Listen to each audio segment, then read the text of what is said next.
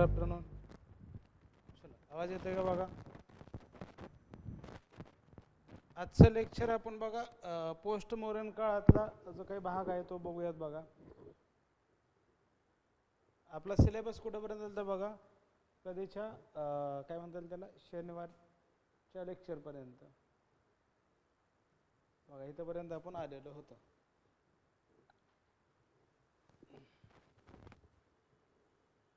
समाज काय प्रकारचा होता साऊथ इंडिया, त्यातला trade and commerce in post modern period आपल्याला बघायचं आहे. मग ट्रेड विथ रोमन वर्ल्ड बघायचं त्याच्याबरोबर, व्यापार वाणिज्य कुठल्या मोरोत्तर काळातलं, आणि त्यानंतर मग रोमन जगासोबत असणारा व्यापार काय स्वरूपाचा होता तोही बघायचा आहे आजच्या लेक्चरमध्ये. त्याच्यानंतर मग महायान बुद्धिझम पण आपलं झालेलं आहे बघा, ते आपण लास्ट लेक्चरला घेतलेलं आहे बघा.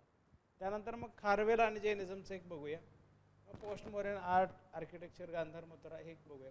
उद्या हे संपेल बघा सगळं, उद्याचं लेक्चर हे लास्ट राहील याच्यावरचं, म्हणजे हा जो काही पोस्ट मॉडर्न कालखंड आहे त्याच्यावरचं हे लास्ट लेक्चर आहे उद्याचं.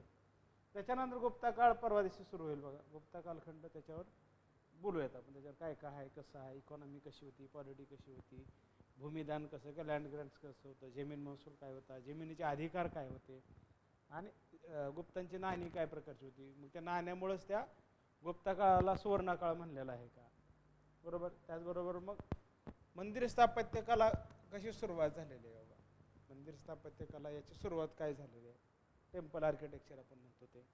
त्याच्यानंतर मग काय पौराणिक हिंदुझम कसं आलं, त्याचा उदय कसा झालेला आहे ते बघायचं आहे. मग डेव्हलपमेंट ऑफ सांस्कृतिक लँग्वेज तेही पाहायचं आहे.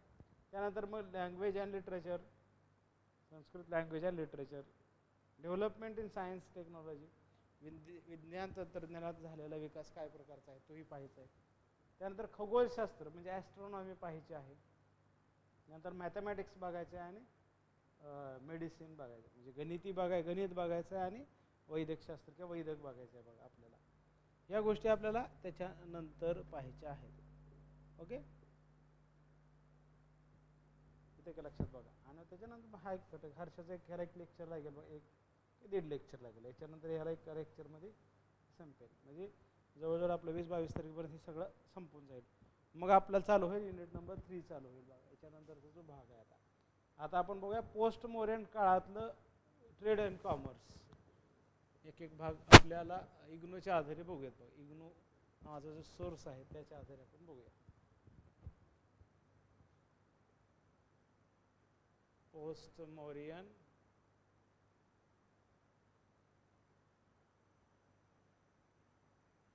ट्रेड अँड कॉमर्स काय प्रकारचं होतं त्याच्यामध्ये.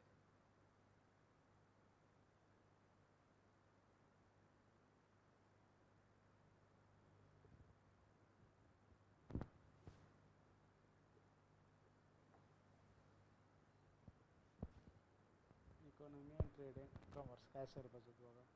त्यातलं फक्त आपल्याला वरचा भाग बघायचा, खालचा नंतर बघूया आपण.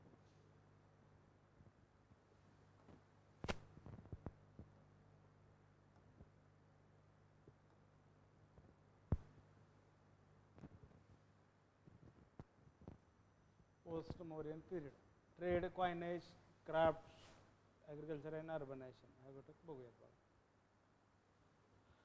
In order to reconstruct the history of post-modern period, 300 BC to the 200 AD, a variety of sources available including both foreigner as well as indigenous sources. भारतीय बरोबर भारताच्या बाहेरचे असणारे काही साधनं याचाही अभ्यास आपल्याला यामध्ये करायचा आहे. म्हणजे फक्त आपल्याला भारतातल्या साधनांच्या आधारे बघायचं नाही, तर बाहेरचा जो भाग आहे त्याच्या आधारे पण आपल्याला या काळाची माहिती करून घ्यायची आहे बघा. मग काय काय प्रकारचं आहे त्याच्यामध्ये, कशा प्रकारचं आहे तेही आपल्याला त्यामध्ये बघायचं आहे बघा. ओके, आपण बघितलेलं आहे बघा सगळं ते. कुशाण झालं, सामाजिक परिस्थिती पण मौर्योत्तर काळाची बघितलेली आहे बघा, शैव पंथ किंवा ओके धार्मिक स्थिती.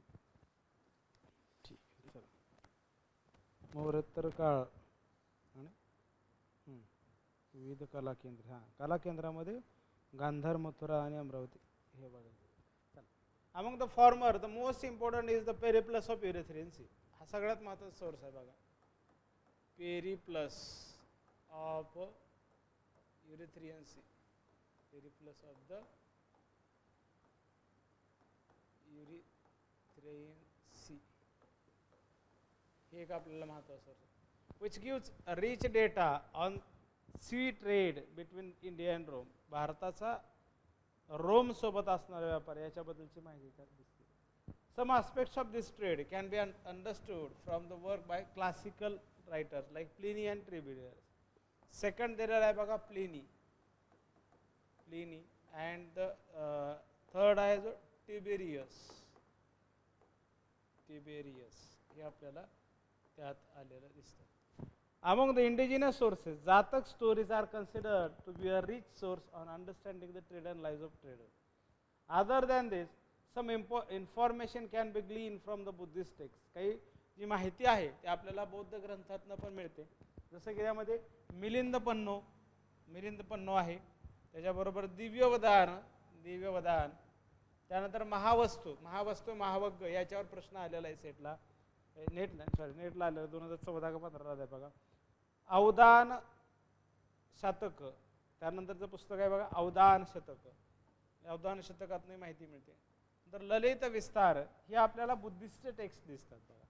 These are the Buddhist text. First is Milinda Panha, second is Divyavadana, third is Mahavastu, fourth is Avadana Shataka, fifth is Lalita Vistara. Then the text like Manusmriti and Mahabhashya हे सुद्धा आहे बघा. चौथा आपल्याला म्हणलं Manusmriti and Mahabhashya, Manusmriti and the Mahabhashya, पतंजलीचं महाभाष्य, पाणिनीचं grammar are also significant, but donor inscriptions are the most noteworthy in this regard. सगळ्या लिटररी सोर्सेसपेक्षा सगळ्यात महत्त्वाचं जे सोर्स आहे बघा त्यामधला जो आहे तो की बाबा तुमचे असणारे इन्स्क्रिप्शनल एव्हिडन्स हे सगळ्यात महत्त्वाचे आहेत. Inscriptional evidence is much more important than this. The inscriptional evidence, the record donations made by the merchant and artisan class, the most archaeological sites have been excavated vertically. Some important information about the nature of urban settlement can still be gathered from them. Besides, rich hoard of coins of various dynasties, वेगवेगळ्या प्रकारचे dynasty आहेत त्यातनंही आपल्याला त्याची माहिती मिळते. जे coins आहेत म्हणजे आपण काय म्हणणार, सिक्स्थ आपण म्हणलं अभिलेख आहेत, इन्स्क्रिप्शन्स आहेत, आणि त्याचबरोबर असणारे कॉइन्स, याच्यातनंही आपल्याला या काळातली ट्रेड अँड कॉमर्स पण आपल्याला समजून घेता येतं. आता व्यापार काय होता तो बघूया exactly. The most important development of this period in the economic sphere was increasing the value of international trade. आंतरराष्ट्रीय व्यापाराच्या आकारात वाढ झालेली दिसते. आंतरराष्ट्रीय व्यापार वाढला,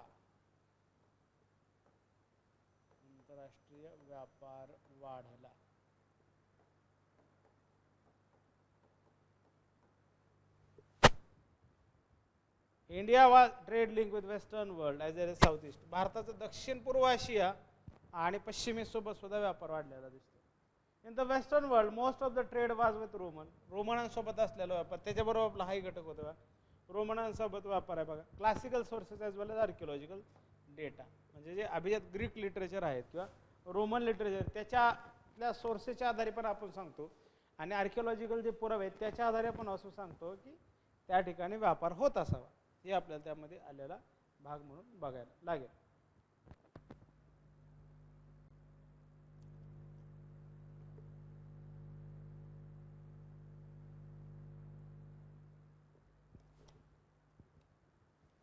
त्याच्यानंतर बघायचं आहे बघा, trade was conducted through both land and trade.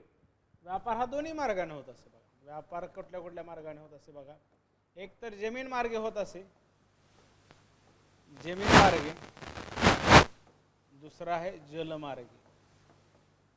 व्यापार हा जमीन मार्गे आहे किंवा जलमार्गे आहे. Sea route was possibly more important.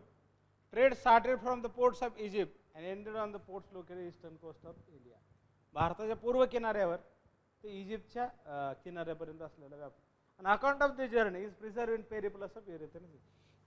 याची माहिती आपल्याला Periplus of Erythraean Sea, Periplus of the Erythraean Sea या पुस्तकातून याची माहिती आपल्याला मिळते. It has been suggested that India was a major contributor to this trade and exported items. निर्यात घटक कोणते आहेत बघा, निर्यात घटक भारताच्या व्यापारातले निर्यात घटक कुठले आहेत बघा. पहिला आपण म्हणलं पेपर म्हणजे मिरी, मिरी. दुसरा आहे सॅफायर, थर्ड आहे टॉर्कॉइज, फोर्थ आहे लॅपिस लेझुली, फिफ्थ आहे डायमंड, सिक्स्थ आहे ओनिक्स. हे आपल्याला त्यातले निर्यात घटक आहेत, एक्सपोर्टर आयटम आपल्याला दिसतात. सातवा आहे बघा त्यामधला टेक्स्टाईल ऑफ क्लॉथ, कॉटन, काय म्हणतात कापसापासून बनवलेले कपडे, मस्लिन आहे, सिल्क आहे, जे आपण चायनाकडून काही मिळवलेलं आहे. त्यानंतर आठवा आहे बघा आयवोरी म्हणजे हस्तितंत आहे. ह्या 7-8 घटकांचा व्यापार याची निर्यात भारत पोस्ट मौर्यन काळामध्ये करत होता. भारत नावाचा देश, त्या काळात काय म्हणतात त्याला वेगळं नाव असेल, तर त्यातून काय म्हणतात की भारत हे एक्सपोर्ट आयटम्समध्ये आपल्याला हे 8 घटक दिसतात. आयवोरी आहे, टेक्स्टाईल आहे, मस्लिन आहे, परत म्हणतात ना सॅफायर आहे, आणखी काय म्हणता येईल बघा हस्तिदंत आहे, परत लॅपिस लुझिली आहे, टॉर्कॉइज आहे, पेपर आहे म्हणतात ना काळी मिरी, ब्लॅक पेपर म्हणतात तसं, मिरी आहे. ओके, आणखी काय बघा त्याच्यामध्ये, आणखी काय काय येईल त्याच्यामध्ये बघा. ह्या गोष्टीचा व्यापार त्या काळात होत असताना दिसतो आपल्याला, की काय काय व्यापार होत तर त्या गोष्टीचा व्यापार होताना दिसतो किंवा ह्याची निर्यात केली जाते. आणखी काय बघा, पल्स आहे, पल्स 9वा घटक पल्स आहे आणि 10वा टॉर्टॉइज सेल. टॉर्टॉइज म्हणजे जे काही टॉर्टॉइज काय बघा, टॉर्टॉइज आणि टर्टल म्हणलं जातं. टॉर्टॉइज म्हणजे कासवांच्या काही वस्तू त्यामध्ये आपल्याला आलेल्या दिसतात, त्याही आपल्याला त्या ठिकाणी बघणं गरजेचं आहे. म्हणजे कोणत्या कोणत्या गोष्टी आहे बघा, ह्या गोष्टी पाहिल्या पाहिजेत आपण, म्हणजे आपल्याला माहिती असलं पाहिजे बघा कोणत्या कोणत्या, कारण ह्याच्यावरनं प्रश्न जर बनवला कोणकोणते निर्यात घटक आपल्याला पोस्ट मौर्यन काळामध्ये भारतातनं दिसतात बाबा, कोणते कोणते घटक जे आहेत आपल्याला निर्यात करण्याच्या घटकांमध्ये आपल्याला दिसतं, तेही आपल्याला जर प्रश्न त्या पद्धतीने विचारला तर त्यासाठी तयारी असावी. Some of this goods like grain, oil, iron, steel, teak, ebony were exported to ports in India. इराणला काही करत होते, Arabian Africa. Trade was also conducted on land with north India participate in the famous silk route. Silk route trade between China and Rome, China आणि Rome यासोबत व्यापार करत असताना रेशीम मार्ग म्हणलेला आहे, सिल्क रोड, यातनं या सिल्क मार्गाने तो व्यापार होत असतो. In return India acquired huge quantity of Roman gold. याच्या बदल्यात भारत हे रोमनांकडून बहुतांश सोनं त्यातनं मिळवत असत. और सिल्वर, डिनेरियस म्हणलेले क्वेरी, coins causing the significant drain of wealth from the road. This has been lamented by the classical writer Pliny and Tiberius. या प्लिनीच्या आणि टिबेरियसच्या रायटिंग्समध्ये ह्याची माहिती आपल्याला मिळते. The process of drain is further confirmed by the discovery of Roman coin hoard in South India. आता India imported the following goods. Bharat आयात कुठल्या गोष्टीचे करत बघा, भारत आयात करणारे घटक, आयात करणारे घटक, भारत आयात करणारे घटक. पहिला आहे बघा टीन आहे, दुसरा आहे बघा लीड आहे, तिसरा आहे कॉपर आहे, चौथा आहे बघा अँटीमनी आहे, पाचवा रेग्युलर आहे, सहावा ऑर्पिनमेंट आहे बघा, सातवा स्टोरॅक्स आहे, आठवा सिल्वरवेअर आहे, नववा ग्लासवेअर आहे, 10वा कोरल आहे, 11 लिनन आहे, लिनन नावाचं कापड, 12 टोपाज आहे, 13 स्लेव्ज आहेत गुलाम आहेत, 14 वाईन आहे. एवढे घटक आपण आयात करत होतो. भारतामध्ये एवढ्या वस्तू आयात त्या काळात होत असताना दिसतात. कोणत्या काळात? पोस्ट मौर्यन काळात, 200 BC ते 200 AD काळात.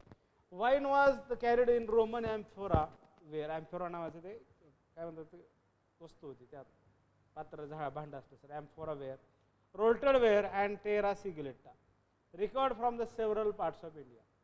Southern and eastern part of Indian subcontinent also acted as an intermediary between Rome and the Southeast China, Southeast Asia. दक्षिण भारतातले किंवा पूर्व भारतातले काही भाग जे आहेत त्यातनं दक्षिण पूर्व व्यापाराचा मध्यस्थ बिंदू म्हणून पण केलं रोमच्या दक्षिण पूर्व व्यापारासोबत असणारा. The periplus inform of trader Southeast Asia, bringing goods like spices, ivory, tortoise shell, sandalwood, cinnamon, and the cassia, which were further acquired by the Roman. हे परत रोमनाकडून त्याकडून म्हणजे व्यापारांची देवाणघेवाण होण्याचे ठिकाण आपल्याला दक्षिण पूर्व आशिया आणि रोम मधले असणारे ठिकाण ज्या ठिकाणी घडत होतं ते आहे बघा दक्षिण भारतातले ठिकाण. In facilitating this trade an important role was played by the Buddhism. It's a monasteries like Didi Kosambi was the first to comment on the ring. According to him, the monasteries were important consumers of items like cloth and material required in rituals. Hence, they created demand of these goods. At times, if required, they could also provide merchants with the required capital loan. त्यात आवश्यक असणारं loan किंवा capital त्यातनं दिलं जात असं. It is important to note that the monasteries were located on important trade routes. Some archaeological finds even indicate the involvement of monks in trade. In one monastery, Devani Mori in Gujarat, Roman amphora sets with traces of wine were discovered. Devani Morala सापडलेलं दिसतं. देवनी मोरी कुठे आहे बघा गुजरातमध्ये. गुजरात यामध्ये Roman amphora.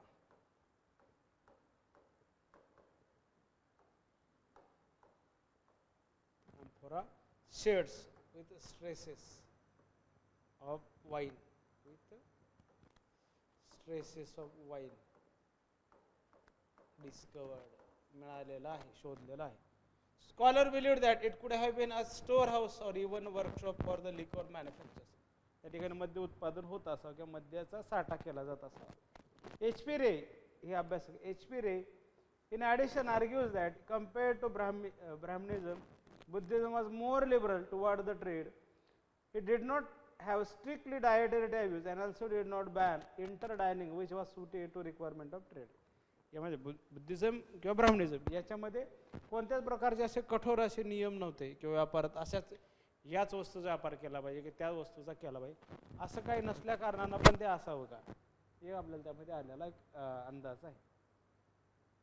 India also had significant amount of internal trade. अंतर्गत व्यापार हा झाला आंतरराष्ट्रीय व्यापार. Now will talk about the internal trade. Internal ट्रेडमध्ये काय दिसतं बघा 2 रूट्समध्ये दिसतो. ग्रेट नॉर्दर्न रूट उत्तर पथातला असणारा व्यापार, उत्तर पथ व्यापार. दुसरा दक्षिण पथ व्यापार, दक्षिण पथ व्यापार.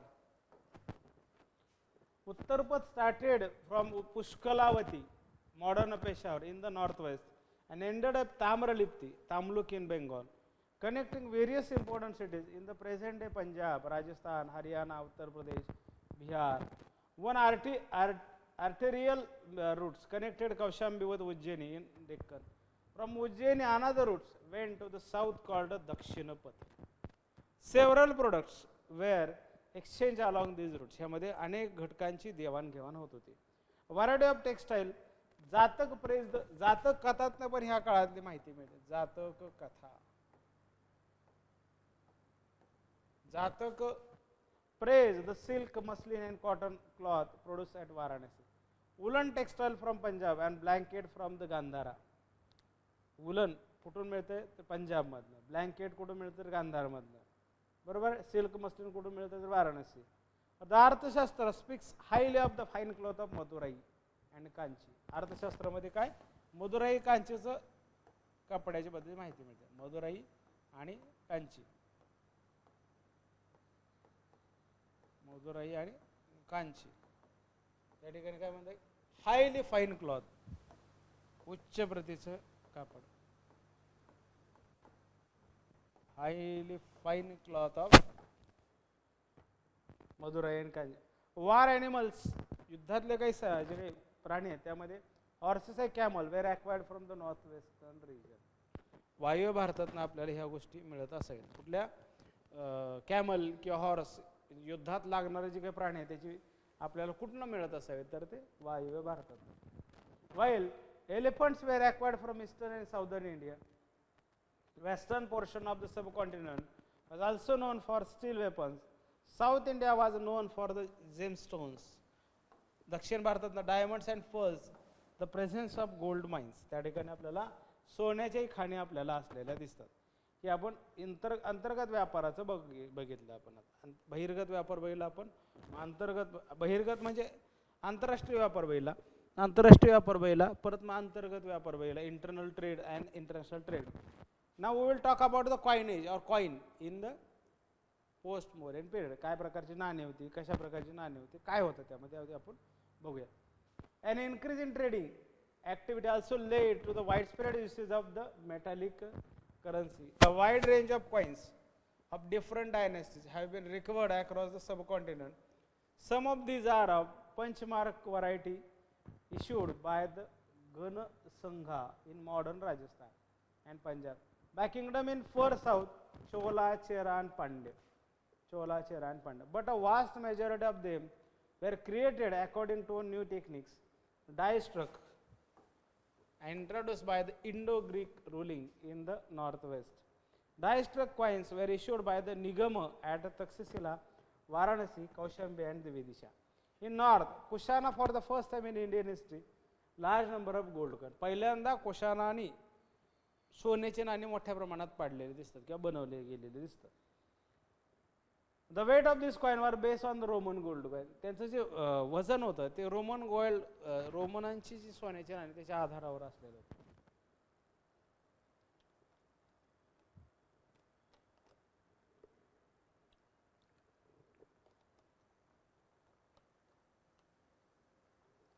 त्यांनी काय केलं होतं, कॉपर कॉइनची पण केली होती बघा कोणी, कुशाणानी.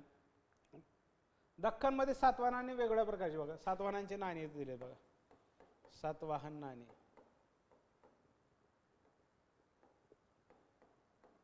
पहिलं दिलंय बघा चांदीचं आहे, दुसरं कॉपर आहे, तिसरं लीड आहे, शिस्स म्हणतो आपण, जस्त आहे, पाचवा आहे पोटीनचे नाणे. 4 प्रकारचे नाणे आपल्याला सातवाहन नाणी दिसतात बघा. याच्यावर प्रश्न येईल which of the following नाही म्हणून हे तर मग गोल्ड देतील की आणखी काहीतरी देतील बघा, ब्रॉन्झ देतील, काहीतरी देतील आणि ऑप्शनमध्ये तुम्हाला तो प्रश्न विचारला जाईल. खालीपैकी कोणतं नाणं सातवाहन काळातलं नाही. वर पण दिले तसं डेक्कनमध्ये आपल्याला ही 4 प्रकारची नाणी कुणी सातवाहनाने बनवलेली दिसतात.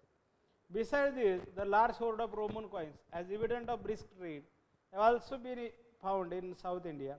It is believed that these were mainly used as in bullion in India. आता crafts and craft production, कुठल्या प्रकारचे क्राफ्ट कारागिरी होती ती आपण बघूयात बघा. Another significant development in the post-Marian period was an increasing the number of वेगळ्या प्रकारच्या कारागिरी पण वाढलेल्या होत्या. समकालीन लेखनामध्ये आपल्याला मिलिंद पन्नोमध्ये याच्याबद्दलची माहिती मिळते. Milind पन्नो mention the presence of 75 different occupations. 75 वेगळ्या प्रकारचे व्यवसाय याबद्दलची माहिती सांगितली मिलिंद पन्नो मध्ये. of which almost 60 व्यवसायातले 60 कारागिरी व्यवसाय आहेत. 60 कारागिरी व्यवसाय आहेत.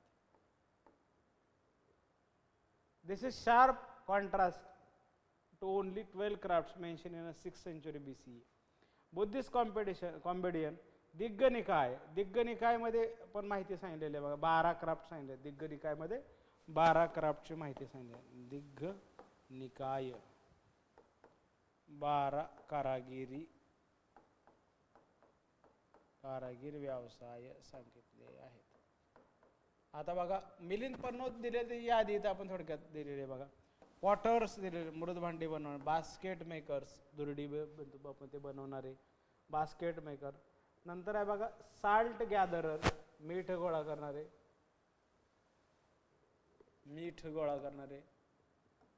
4th आहे बघा टॅनर. 5th आहे बघा आयव्हरी वर्कर. 6th आहे बघा रोप मेकर. 7th आहे कॉम्बो मेकर्स. 8th आहे बघा कॉटन थ्रेड स्पिनर. 9th आहे बघा बो मेकर म्हणजे जे काही बाण बनवणारे, कापडाचा धागा बनवणारे आणि रोप दावा बनवणारे, हस्तिदंत बनवणारे. टॅनर म्हणजे कातडं जे काय म्हणतो ना ते काढणारे. 10वा आहे बघा बो स्ट्रिंग मेकर्स, 11वा आहे बघा बहाला किंवा ॲरो फ्लेचर्स आहेत. परत 12वा आहे बघा पेंटर आहे, 12वा जे आहे ते पेंटर आहे. 13वा आहे बघा डाईज आहे, डाईज म्हणजे कलर वेगवेगळ्या प्रकारचे डाईज बनवणं.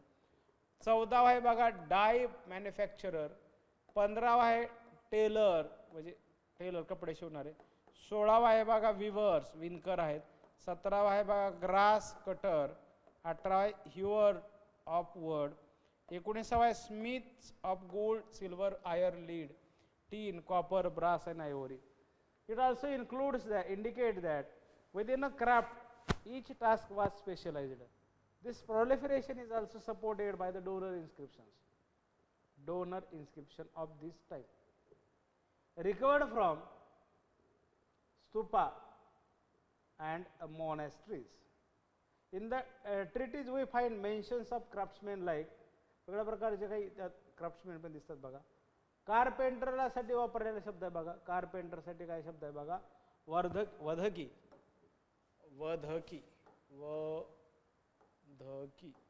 हा कारपेंटरसाठी वापरलेला शब्द आहे. बांबू वर्करसाठी वस्कार, बांबू मेकरसाठी वस्कार.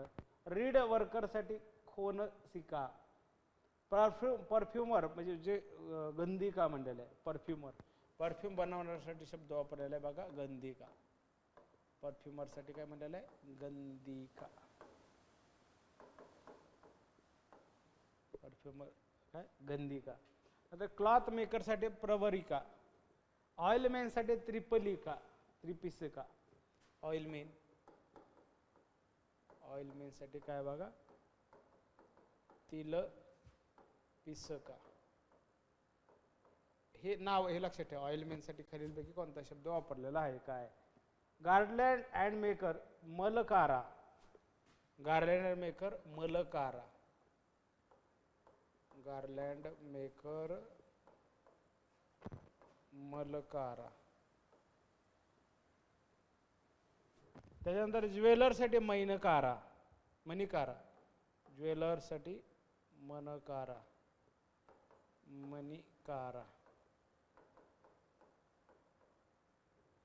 आयवोरी वर्कर दंतकारा. आयवोरी वर्कर जे हस्तिदंत काम करत आहे, आयवोरी वर्करसाठी दंतकारा.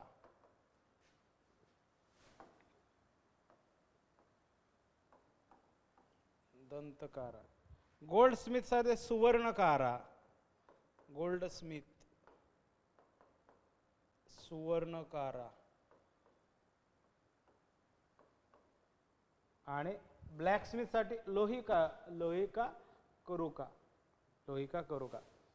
One factor for such a proliferation was the specialization of specific tasks within a craft, as mentioned earlier. For example, in textile sector, there were separate people performing the task of spinning, weaving and dyeing. These crafts were organized into guild identified in the inscription. श्रेणी काय म्हणतात त्यांचा संघ पण असलेला दिसतो. श्रेणी नावाचा संघ आहे, निगम आहे आणि गोष्टी. श्रेणी, निगम आणि गोष्टी.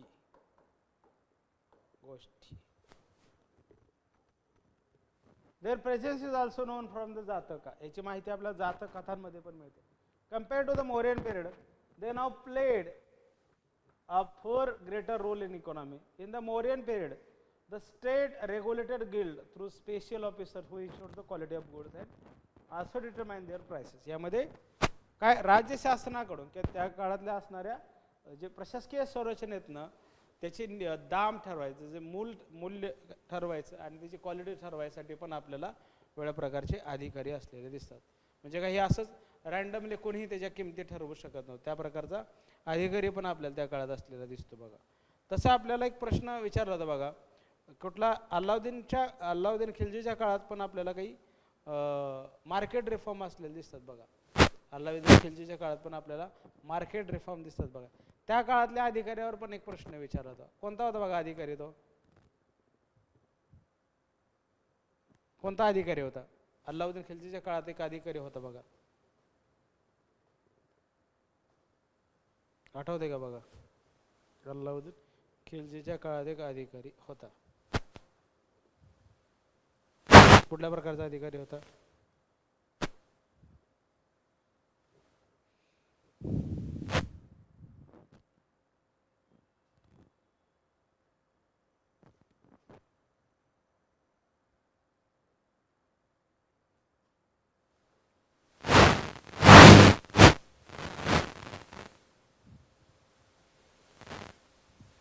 कोणता होता अधिकारी?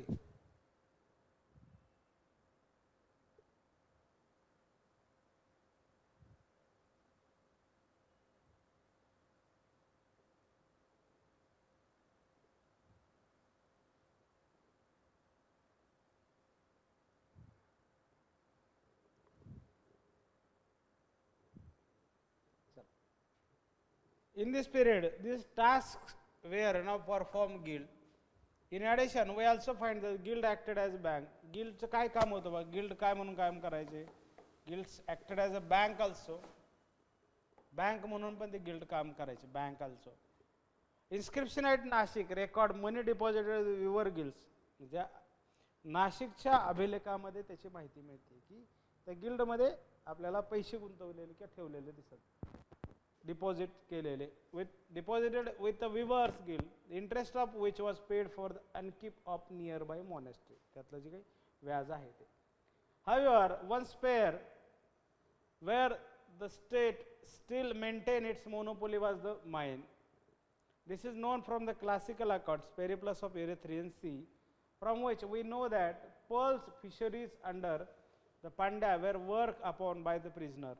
Similarly, Ptolemy informs us that diamond mines were under the control of Kushana. Ptolemy काय सांगतो? Ptolemy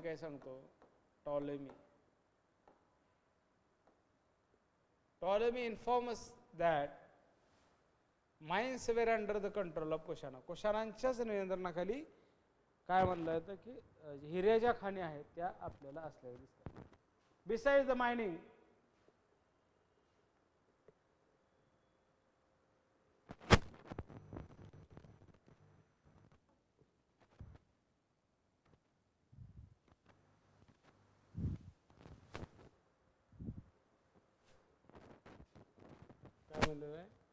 account like Kushana, Ptolemy informs us that diamond mines were under the control of Kushana. Besides the mining of precious stone, we also know that the state controlled the mining of salt, mining of काय मिठाच्या असणाऱ्या खाणी. However, Ranbir Chakravarti also point out the instance of salt tax, मिठाचा कर सुद्धा असावा. रणबीर चक्रवर्ती नावाचे अभ्यासक त्यांचंही बघा प्राचीन भारताचं पुस्तक आहे बघा, त्यातनं पण आपण काही मुद्दे बघूयात बघा, ते सुद्धा महत्त्वाचं आहे बघा. प्राचीन भारतासंदर्भात रणबीर चक्रवर्तीचं कॉन्ट्रीब्युशन पण महत्त्वाचं आहे बघा.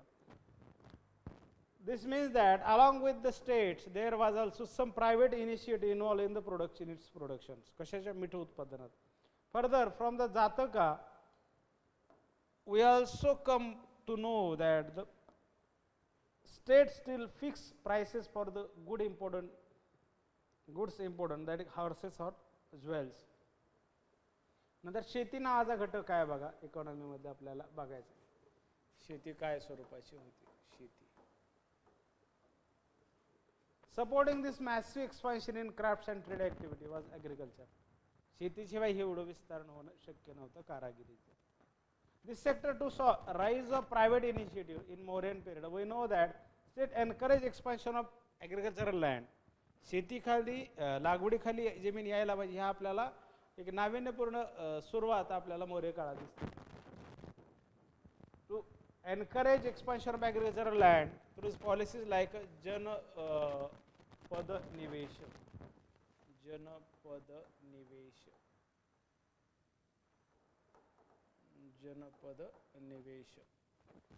It provided tax relief, tools, seeds for cultivation. In this period, we hardly hear of Janapada Nivesha. Instead, we know from the Manusmriti that land belonged to those who cleared it. जी जमीन clear स्वच्छ केले त्याच्याच नावाने ती जनपद निवेश असणार. मिलिंद पन्नोमध्ये पण सुद्धा आपल्याला ह्या काळातली माहिती मिळते क्लिअरिंग द फॉरेस्ट बद्दल किंवा जंगल साफ करून जमीन मोकळी करून घेणे हे आपल्याला पुरावा मिलिंद पन्ना दिसतो. making the gold land cultivable. Under the Satvana, there are inscriptions recording individuals donating land to the Sangha. The rise in private ownership did not mean decline in royal ownership.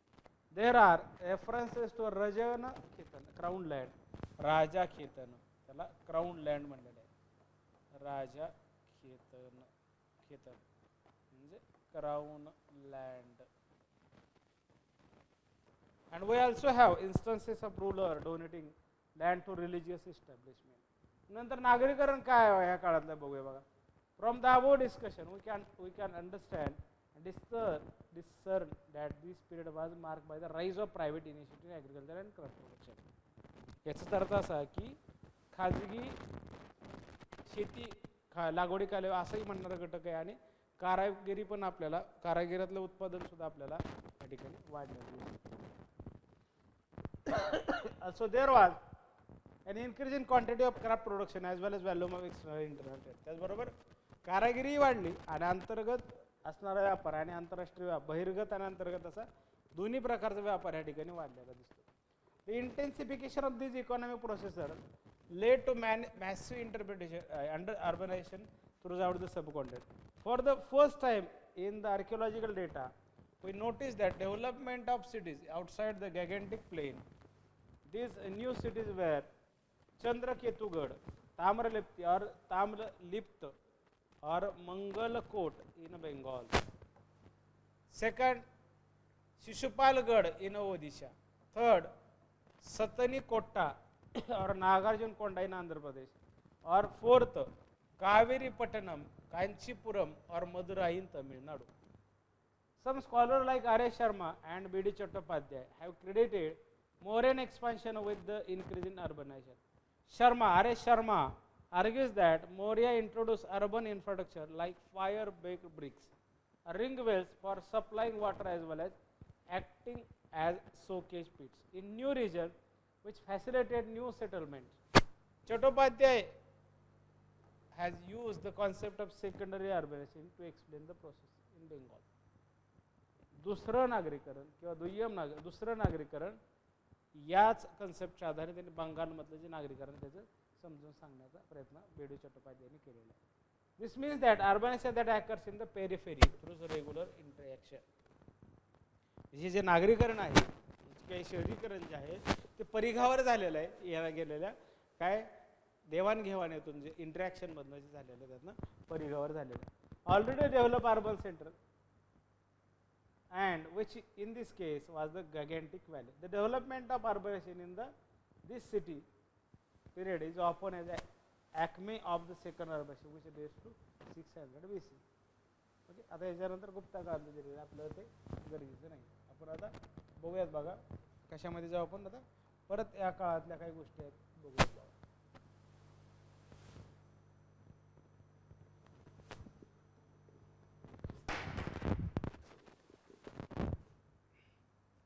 Economy and trade आपण बघितलं बघा. आता expansion of trade network economy मोरेन board नाही आपल्याला post मोरेन period मधलं बघायचं बघा.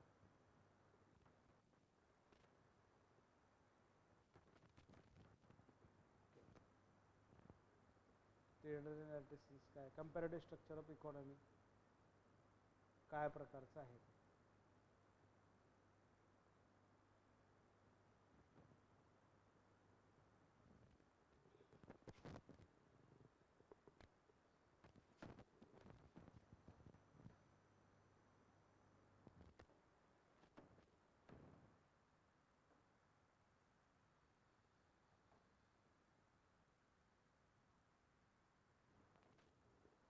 याच्यात काय दिलं पोस्ट मोडर्न डेव्हलपमेंटमध्ये आपण बघूया. पॉलिटिकल आपण सगळे बघितलेले. इकॉनॉमिकल अँगलने यातलं काय दिसतंय बघूया. पॉलिटी माहिती आहे आपल्याला. परत काय म्हणतात की contact with central Asia Indo Greek पहिलं वाच पण पाहिलेलं. मॅप सेंट्रल एशियन कॉन्टॅक्ट काय काय त्याचे हा पण मॅप पाहिला होता आपण शनिवारच्या लेक्चर्समध्ये बघितला होता बघा. आपण सातवाहनांचे बघितलं होतं प्रशासन काय किंवा काय प्रकार. सातवाहनांचं कारण बघा सातवाहन इथं दिसतात. सातवाहन झाल्यानंतर या बाजूला पश्चिम क्षत्रप आहेत बघा. ही जी पश्चिम क्षत्रप आहे इकडं मथुरा आहे पाटलीपुत्र आहे आणि ओरिसा. वरच्या बाजूला कनिष्क और कुशाणी एम्पायर असणार बघितले आपण, म्हणजे बघितलेले मॅप आहेत बघा. हां, trade and commercial activities, internal external trade. The most important feature of the post modern period was the growth of trade and commerce. Internal and external आपण वाचलेलं तेच आहे बघा, तेच समजून घेतलेलं आहे. There were 2 major internal trade routes. First Uttar Path नॉर्थला आणि पूर्वला जोडणारा भारताच्या, आणि नॉर्थ वेस्टर्न रिजन म्हणजे वायव्य दिशेलाही जोडणारा, प्रेझेंट डे पाकिस्तान आणि फर्दर बियॉन्ड पाकिस्तान किंवा त्याच्या पुढेही. सेकंड आहे दक्षिण पथ, जो पठारावरचा भारत आहे, पेनिन्सुलर इंडियाला जोडणारा आणि पश्चिमेला आणि उत्तरेला जोडणारा. दक्षिण पथ वाज द मेजर रूट, दक्षिण पथ असणारा मोठा महत्त्वाचा मार्ग आहे. Connected north and south India. It started from Kaushambi पासून सुरू होते, म्हणजे अलाहाबाद जवळचे, आणि ते उज्जैन, मॉडर्न उज्जैन जवळचं, एक्सटेंडेड फर्दर टू भृग कच्छ और भरूच. भरूच म्हणजे इम्पॉर्टंट पोर्ट आहे बघा वेस्टर्न कोस्टला, गुजरातच्या जवळ भरूच, भडोच म्हणलेलं त्याला, भडोच. Dakshin Path was further connected with Pratishthan, पैठणपर्यंत आपल्याला ते जोडलं गेलेलं दिसतं, जी राजधानी सातवाहनांची आहे. As regard external trade route, after the discovery of monsoon by the Hipparchus, a Greek navigator in 45 AD, more and more sea voyages were used for trading purposes. The important ports of India on the western coast were from north to south directions. Bhruga Kachch, Swapara, Kalyan, Muziris. Ships from these ports sailed to the Roman Empire through the Red Sea. हे आपल्याला त्या काळातली असणारी काय म्हणतात बंदरं दिसतात बघा. कुठले कुठले आहेत बघा,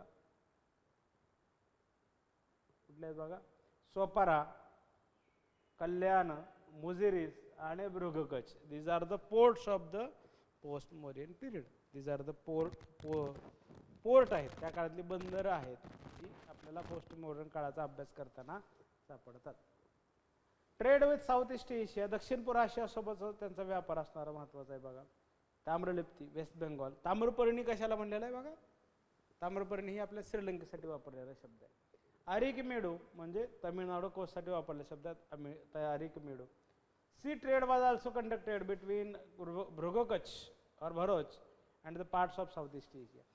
trade with west and central Asia, मध्य आशिया किंवा पश्चिम आशियासोबत झालेला व्यापार, त्याबद्दलची माहिती आपल्याला बघायची. Important feature of the commercial activities post modern period was a thriving trade between India and west. पश्चिम म्हणजे रोमन एम्पायर सोबतचा व्यापार हा मोठ्या प्रमाणात त्या काळी होत होता. Initially, this trade was carried out through the land, but owing to frequent obstruction created by the Persians, who ruled the areas through which this trade route passed, the focus was shifted to sea routes. Now, ships could move directly from the Indian ports to the ports on Red and Persian Gulf. The best account of the Indo-Roman trade is given in the book called The Periplus of Erythraean Sea, which was written in the 1st century AD by anonymous author. Main requirement of Roman were the Indian products. भारतीय वस्तू कोणत्या कोणत्या पाहिजे, spices आहेत, perfume आहेत, jewels आहेत, हस्तिदंत आहे किंवा फाईन टेक्स्टाईल आहे. फाईन टेक्स्टाईलमध्ये मसलीन आहे बघा, या वस्तू भारतातल्या पाहिजे. मसाल्यामध्ये काय, spices exported from India to the Roman empire include a pepper called Yavanapriya because of popularity among the Roman. पेपरला काय म्हणलेलं, यवनप्रिय, जे रोमनमध्ये प्रसिद्ध आहे, यवनप्रिय. तो spice trade with the Roman empire was largely based in south India. Roman also imported several precious and semi-precious stones like diamond, carnelian, turquoise, agate, sapphire, and besides pearls, indigo, sandalwood, and steel. Okay. Against the import, Roman exported gold.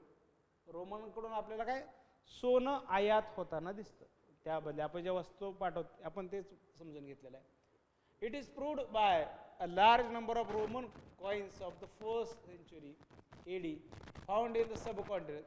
This indicates an enormous drain of gold from the Roman Empire towards India. Other important items of export from the Roman is wine. Wine ही मोठ्या प्रमाणात sophist किंवा wine, fig या गोष्टी आपल्याला भारतामध्ये आयात होताना दिसतात रोमनाकडून.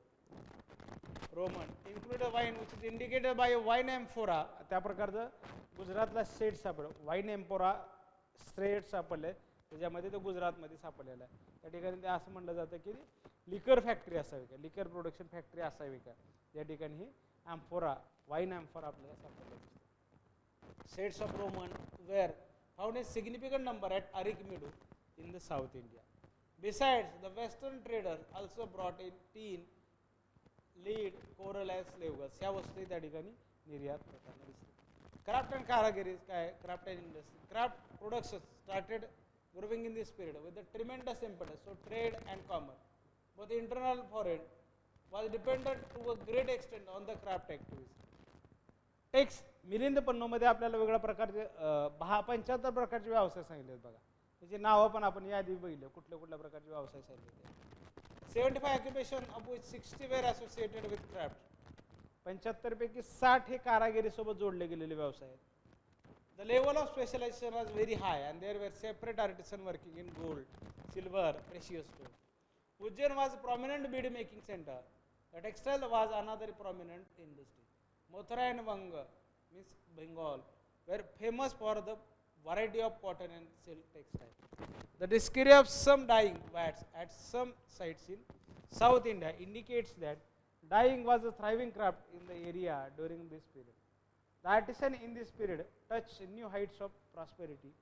There are numerous inscriptions which refer to the donation made by artisans to monasteries. Guild पण आपल्याला असं दिसतं.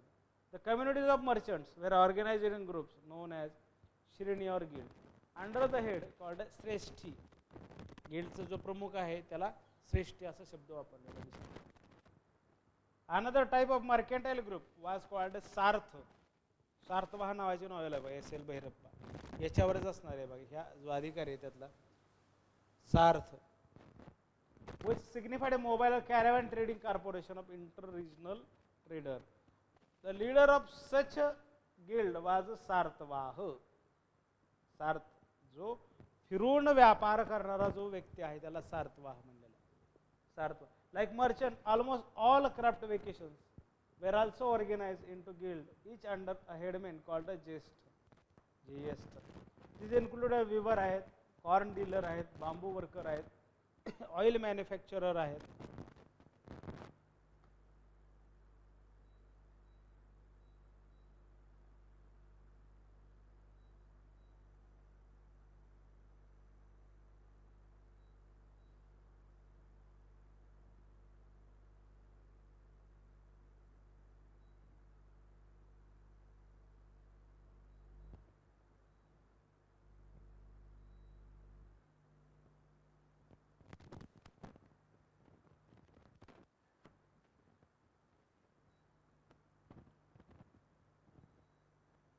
त्यानंतर बघा, same profession or dealing in the same commodity, they elected their head and framed their own rules regarding the prices and quality.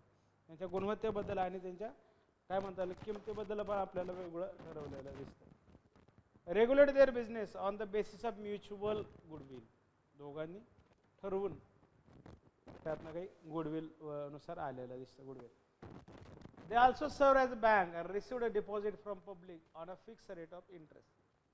Art architecture आपण बघूया post modern काळातलं art architecture. इथंपर्यंत समजलंय का बघा? समजलं असेल तर एकदा कमेंट बॉक्समध्ये कमेंट करा.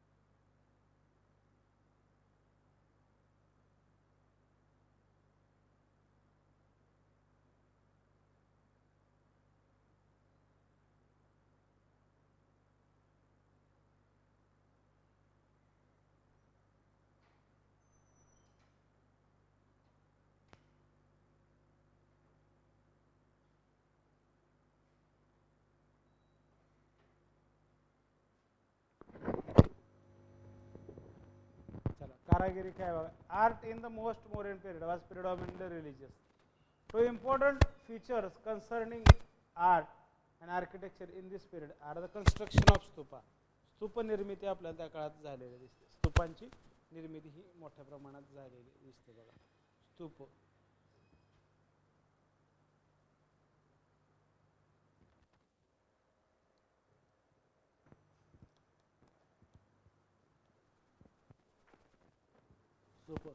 स्तूपांमध्ये काय बघा. And development of regional schools of sculpture. शिल्पकलेचे प्रादेशिक पण सेंटर्स त्यामध्ये आले आहेत बघा. Idols of Buddha were carved out for the first time in this period. बुद्धाची मूर्ती ही पहिल्यांदा कोरली गेलेली दिसते शिल्पामध्ये. बुद्धाची मूर्ती आपल्याला पहिल्यांदा कोरली गेलेली शिल्पामध्ये दिसते. काय पहिल्यांदा कोरली गेलेली दिसते. बुद्धाची मूर्ती आपल्याला या ठिकाणी कोरली गेलेली दिसते. पुढे काय बघा. On account of contact with the foreigner from north west a specific school of art called as Gandhara school of art. Gandhara school of art आपल्याला त्यामध्ये आलेलं दिसतं. गांधार स्कूल ऑफ आर्ट्स आपल्याला त्या ठिकाणी आलेलं दिसतं.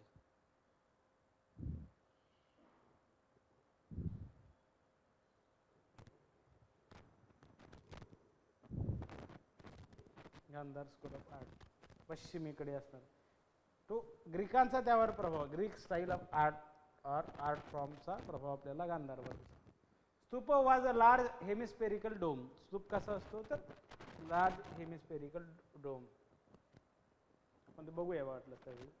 Central chamber in which relics of the Buddha or some Buddhist monk were kept in small casket. The base was surrounded by a path of काय प्रदक्षिणापथ म्हणतात. The base was surrounded by path of circumambulation or the pradakshina was enclosed by wooden railing which were later made in stone. Three important stupa of this period are at Bharut and Sanchi, both in MP, which were originally built by the Ashoka but enlarged later. Amravati and Nagarjunakonda, both in Andhra Pradesh. Bharut stup in its present form dates to the middle of the 2nd century BC. It is important for its sculpture. Its railing are made of red stone. 3 big stupas were constructed at Sanchi in this period. The biggest of 3, which was built originally by Emperor Ashoka, was enlarged to twice its size. Second, number of stupa were also constructed in South India. दक्षिण भारतात पण आपल्याला आलेले दिसतात. अमरावती स्तूप म्हणतो आपण. जे अमरावतीला आंध्र प्रदेशमध्ये जे अमरावती त्या ठिकाणी ते वसलेलं आहे. Final shape sometimes 2nd century AD. Sculpture on stupa are drawn on these basis. जातक आणि बुद्धिस्ट स्टोरीवर आलेला असतात. बघा सांचीचं स्तूप बघून घ्या. थोडं स्मॉल करतो. सांचीचं स्तूप मला काय म्हणणार. सांची सेमी स्पेरिकल अर्धगोलाकार असणार त्याला आपण सांचीचा स्तूप म्हणलेला आहे. लक्षात. चला रॉक कट आर्किटेक्चर पण आपल्याला त्या काळात. Apart from the stupa this period also marks a progress in rock cut architecture. A large number of temples, halls, places of residence for monks were out of solid rocks near Pune, Nashik in Maharashtra under the सातवाहनांच्या काळात rock cut architecture आपल्याला आलेले दिसतात. Post modern काळात म्हणजे सातवाहनी आपल्याला post modern काळाचाच भाग आहे. त्या ठिकाणी आपल्याला आलेलं दिसतं.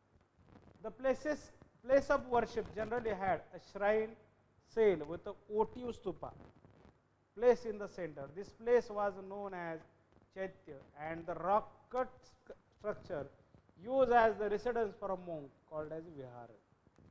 विहारामध्ये पण आपल्याला त्या काळाचं चैत्य आणि विहार आपल्याला आलेले. School of sculptural art. School of sculptural art पण आपल्याला बघायला पाहिजे. First century witness the division of Buddhism in 2 parts. पहिल्या शतकामध्ये आपल्याला कनिष्काच्याच काळात बुद्धिझममध्ये डिव्हिजन झालेलं दिसतं. महायान आणि हिनियान. हिनियानिझम आपण rise of emergence of Mahayana Buddhism आपण बघितलं बघा. मूर्तिपूजेला मान्यता, संस्कृतला मान्यता, संस्कृतमध्ये ग्रंथरचना आणि अपडेटेड नॉलेज ऑफ बुद्धिझम, म्हणजे बुद्ध हा काळानुसार बदलत गेला पाहिजे, बुद्धिझम हा काळानुसार बदलला पाहिजे. बुद्धाला देव मानण्यापासून बुद्धाची पूजा अर्चा करण्यापर्यंत आपल्याला महायान बुद्धिझम गेलेलं दिसतं. Mahayana Buddhism. Okay. Encourage Buddha worship as a god in form. As a result of large number of Buddha images were built in different regions in Mayan Buddhism. There were three major schools of sculptural art which developed in this period. These were Mathura school of art, Gandhar school of art, Amravati school of art. Mathura, the most prominent contribution of Mathura school was the contemporary art image of Buddha, which was first time performed in this art form. पहिल्यांदा बुद्धाच्या मूर्ती स्वरूपात आपल्याला आलेलं दिसतं. The Mathura artist use local red stone, स्थानिक असणारा तांबडा दगड त्या ठिकाणी with black spots to make the image, बुद्धाची मूर्ती बनवण्यासाठी वापरलेला दिसतो. Mathura has yielded large number of sculpture of Jain deities besides the Ayaga Pattas और stone slab to place object of worship. The Brahmanical influence on the art school of Mathura is also used. Brahmanical influence आपल्याला Mathura school of आर्टवर असलेला दिसतो. ब्राह्मणी प्रभाव आपल्याला. The Brahmanical influence on the art school of Mathura is also evident. During the Kushana period a number of sculpture of Brahmanical deities were carved which included the Kartikeya, Vishnu, Kubera ह्या देवतात बघा. विष्णू काय म्हणताय की विष्णू, बुद्ध हा विष्णूचा 9वा अवतार आहे. या पद्धतीनं जे सांगितलं जातं तेही आपल्याला यातनं दिसतं की काय काय प्रकारचा ब्राह्मणिकल त्यावर प्रभाव असलेला दिसतो. हा बघा मथुरेचा असणारा गांधार आर्ट, बोधिसत्व. गांधार आर्ट बोधिसत्व नावाचा आर्ट आहे. बोधिसत्व प्रिव्हियस बुद्धा म्हणून आलेला. हा कन्सेप्ट महायान बुद्धिझम आहे बघा. महायान बुद्धिझम मध्ये असणारा कॉन्सेप्ट आहे. Gandhara school of art. The Gandhara region was situated in north western part. Gandhara हे एक महाजनपद पण आहे बघा. Kamboja, Gandhara. Gandhara is also a Mahajanapada. Gandhara is also Mahajanapada. Part of the subcontinent, Indian sub. This region was successively ruled by the Greek, Mauryas, Shunga, Shakas, and Kushanas for many centuries. The school of art, which developed here around the beginning of the Christian era, has been called variously as a Greco-Roman, Indo-Greek, or Greco-Buddhist. This is perhaps this school has all the Roman, Greek, and Indian influence. Roman, Greek, and Indian influence. तीन लोकांचा प्रभाव, तीन घटकाचा आपल्याला Gandhara school of आर्टवर प्रभाव असलेला दिसतो. The themes of sculpture in predominantly Buddhist but their style is Greek. The chief patron of Gandhar art were the Shakas and the Kushanas. Stone used for making idols of Buddha and Bodhisattva was predominantly blue-gray schist. Blue-gray schist नावाचा stone त्या ठिकाणी वापरलेला दिसतो. कशामध्ये? Gandhara school of art. Chief characteristics of the Gandhara school of art lies in its beautiful portrayal of human figure with a distinguished muscle of the body. Buddha is depicted with a garment draped in the Greco-Roman fashion. बुद्धाचं जे काही चित्र आहे किंवा जी मूर्ती आहे ती Greco Roman स्टाईलनं कपडे पांघरलेलं दिसतं. With a very curly hairs, कुरळे केस असलेले पण दिसतात. This beautiful image of Buddha are rank among the best pieces of sculpture. यातनं शिल्पकलेतलं महत्त्वाचं वैशिष्ट्य आपल्याला यातनं दिसतं. Amaravati school of art. The Amaravati school of art flourish in the region of Andhra Pradesh, lower valleys of Krishna and Godavari. Krishna आणि गोदावरीच्या खालील लोअर कनिष्ठ असणाऱ्या खोऱ्यामधून दिसतात. The main pattern of this art Satavahana दिसतात बघा. अमरावतीचे जे काही राजेश्री दिलेलं आहे ते कुठलं आहे बघा? सातवाहनाने राजेश्री दिलं. Amaravati school of art. The main pattern of this art Satavahana but it carried or even later patronize by the Ikshvaku घराण्यानं बी त्यांना राजेश्री दिलेलं आहे. This art is said to have flourish between 150 BC टू 350 AD. 150 इसवी सन पूर्व ते 350 इसवी सन 350 पर्यंत याचा भरभराटीच असणारा कालखंड म्हणजे अमरावतीचा. Sculpture of this period are mainly found railing, plinth and other part of stupa. The thematic representation include stories from the life of Buddha.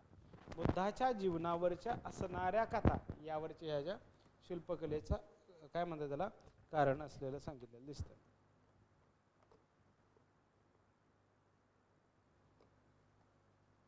Mathura कलेमध्ये लाल दगडाचा उपयोग केला असून मथुरा कलेतील बुद्ध मूर्ती विशेष प्रसिद्ध असून त्यात गांधार तक्षशिला आशियातील इतर प्रदेशात निर्यात करण्यात येत असत.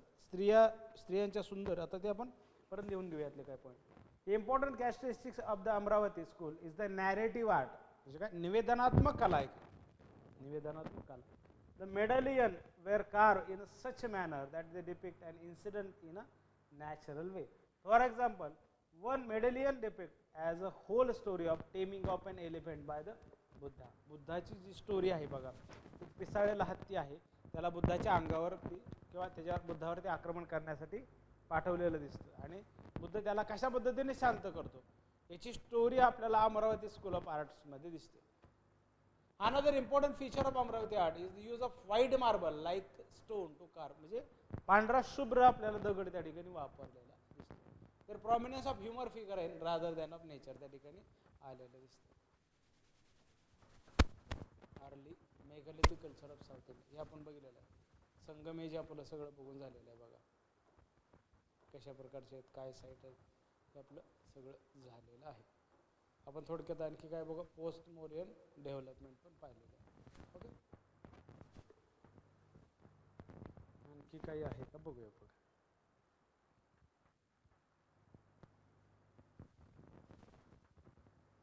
मार्केट 3 नाही, हा वेगळा आहे बघा. This is not the our period.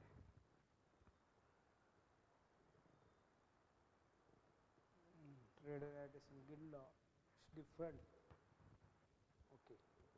Now we will write down the some points of Gandhara and the Amravati. The Gandhara and the Mathura.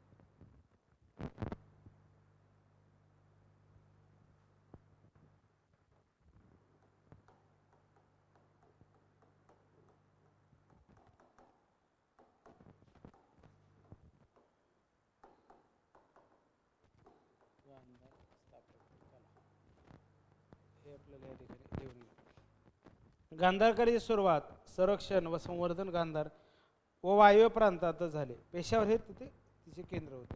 Peshawar हे त्याचं केंद्र असलं दिसतं.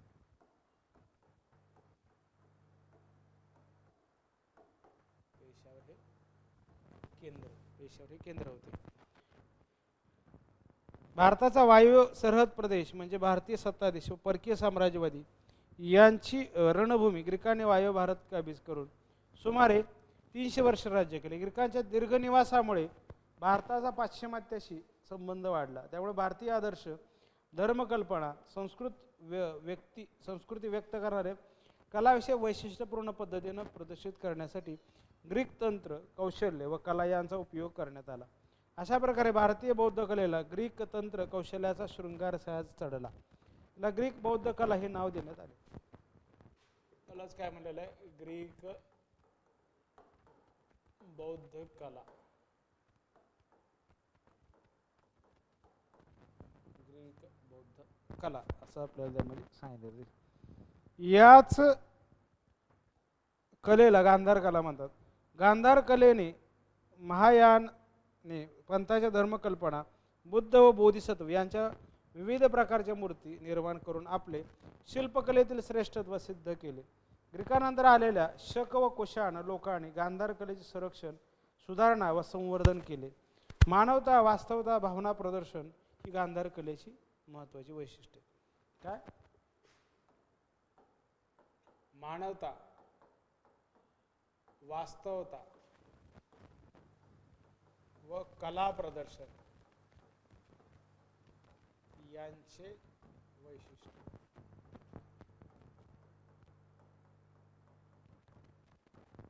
मानवता, वास्तवता, कला प्रदर्शन यांची वैशिष्ट्य. वस्त्रावरील वळ्या, वळणदारपणा ह्या ग्रीक कलेतील गोष्टी गांधार कलेत दिसून येतात. याशिवाय मथुरा, अमरावती येथील कलातंत्राचा आणि शक कुशणांच्या कलाकल्पनाचा प्रभाव आपल्याला गांधार कलेवर पडलेला दिसतो. तरी पण तंत्र व शैली कोणतीही वापरली असली तरी गांधार कलेतून भारतीय आदर्श, धर्म, संस्कृती याचे दर्शन होते. गांधार कलेची वेशभूषा कोणतीही असली तरी देह आणि आत्मा पूर्णपणे भारतीय आहे. कुठल्याही प्रकारचे असले तरी त्याचा देह, आत्मा म्हणजे काय, soul and body is Indian. Gandhara कलेचा प्रभाव भारतातील इतर प्रदेशातील इतर कलेवर पडला नसला तरी चीन, जपान वगैरे देशातील बौद्ध कलेवर त्याचा परिणाम दिसून येतो. डॉक्टर आर सी मुजुमदार काय सांगतात बघा, it failed however to penetrate deeply into the interior and had no share in the latter development of Indian art. But outside India, the Gandhar school archive achieved a grand success by becoming the parent of the Buddhist art of Eastern or Chinese, Turkestan, Mongolia and China, Korea and Japan. मथुरामध्ये आपल्याला काय दिसतं बघा, आता त्यानंतर मथुरा स्थापत्य कला. मथुरेचं आपण बघितलेलं आहे, अमरावतीचं पाहिलेलं आहे बघा, थोडक्यात बघूया. काय बघा, मथुरामध्ये लाल दगडाचा उपयोग केला. मथुरा कलेतील बुद्ध मूर्ती विशेष प्रसिद्ध आहे. या ठिकाणी काय केले, लाल दगडाचा उपयोग केला.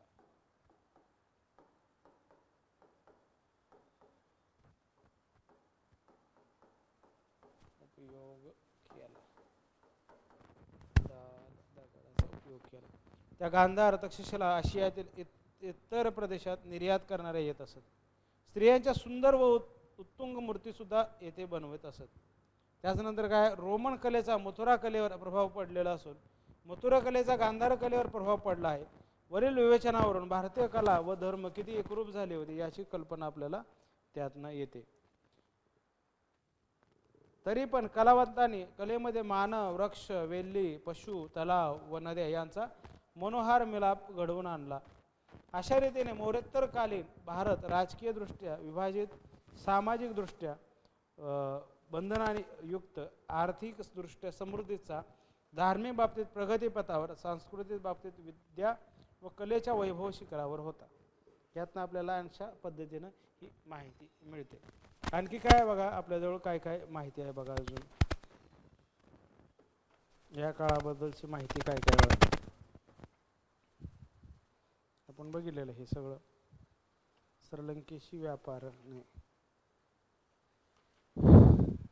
अंतर्गत पश्चिम पेरिप्लसमधनं पण आपण व्यापाराची माहिती आपण घेतलेली बघा. आर्थिक परिस्थिती पण आपण समजून घेतलेली आहे. तांदूळ, मिरची, आले, डाळी, नीळ, लाकूड, सुती कापड, नारळ, पीच, डिंक, हत्ती, गेंडे, सिंह, वाघ, माकडे, अजगर, पोपट, मोर, कोल्हा, हस्तिदंत, लोकरी वस्तू, कातरी, रेशीम, लाख, मोती, शंख, कासोपाट, तूप, रत्न, माणके, जडजवाहीर, लोखंड, पोलाद, तांबे, सुंदर दासी इत्यादी शेकडो वस्तूंचा समावेश आपल्याला दिसतो.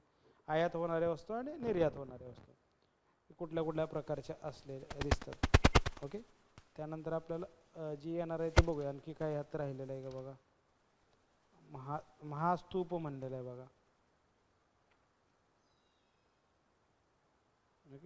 बघूया, महायान पंथाचं पण आपण बघितलं होतं. महायान पंथाचं आपल्याला थोडक्यात राहिलं होतं. बोधिसत्व कल्पना आपण पाहिली होती. मानवी जीवनाचा श्रेष्ठ आदर्श म्हणजे बोधिसत्व आहे. आणि काय म्हणता येईल, होय, त्यांच्या ठिकाणी करुणा आणि महामैत्री असल्याने प्रत्येक प्राणामात्रास मुक्ती मिळवता येते अशी बोधिसत्वाची कल्पना आहे. प्रत्येकाला मुक्त होता येतं, प्रत्येकाला निर्वाण होता येतं, ही बोधिसत्वाची असणारी कल्पना आहे. त्रिकाय महायान पंथीयाच्या मते बुद्धाचे धर्म काय, संभोग काय, निर्माण काय असे 3 काय महत्त्वाचे मानले जातात. दशभूती निर्वाण प्राप्तीपर्यंत दशभूती असून त्या एकामागून एक पार करूनच बोधिसत्वाला बुद्धत्व, 10 टप्प्यातनं तुम्हाला गेलं तर दशभूती असलेल्या दिसतात. निर्वाण प्राप्तीत क्लेश आणि ज्ञान दोन्ही असतात असे महायान पंथ मानतो. भक्ती, बुद्ध हा अलौकिक पुरुष असल्याने त्याची भक्ती केल्यास मानव दुःखी संसारातून मुक्त होऊ शकतो असे महायान पंथीयांना वाटते. पंथाचे ग्रंथसूत्रे काय आहेत बघा, थोडक्यात ते लिहून घ्या. तुम्हाला ते लिहून देतो. हे सगळं आपल्याला या पद्धतीनं आर्किटेक्चर्स वगैरे सगळं झालं. ते आजच हा घटक संपेल बघा. उद्या मग गुप्ताच चालू करूया बघा आपण. महायान पंथाचे ग्रंथसूत्र.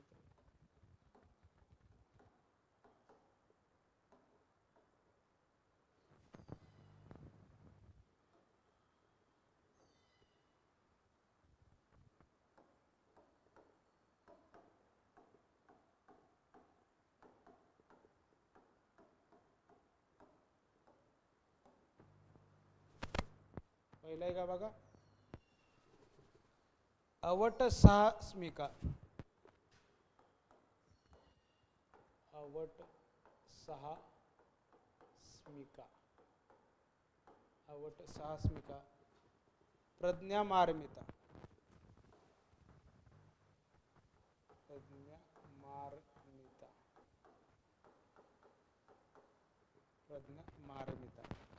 याचा लेखक नागार्जुन असून त्याने प्रज्ञा आणि मुख्य सिद्धांताचे वर्णन दिले. याचा लेखक कोण आहे बघा, नागार्जुन आहे. नागार्जुन लेखक, लिहून घ्या. दुसरं जे आहे बघा, दुसरं आहे बघा सिद्धरम पुंडरीक.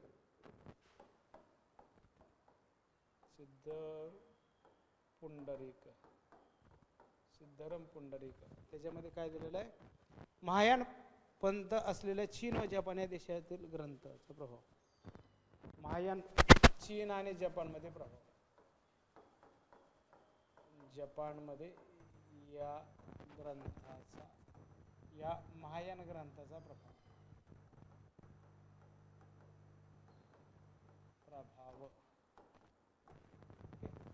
थर्ड काय बघा, ललित विस्तार. ललित विस्तार आपण बघा काही पुस्तकं बघितली, त्यातले आज काही राहिले असेल तर घेऊन घेतो. फोर्थ इज अबाउट द ललित विस्तार. लंकावतार. लंकावतार. फिफ्थ काय बघा, त्यानंतर लंकावतार या ग्रंथात बुद्धाने लंकाधीश रावणाला धर्माचा उपदेश केला. सुवर्ण प्रभाग. पाचवा सुवर्ण प्रभाग. सहावा सुवर्ण प्रभाग. सहावा बघा गंडव्यूह.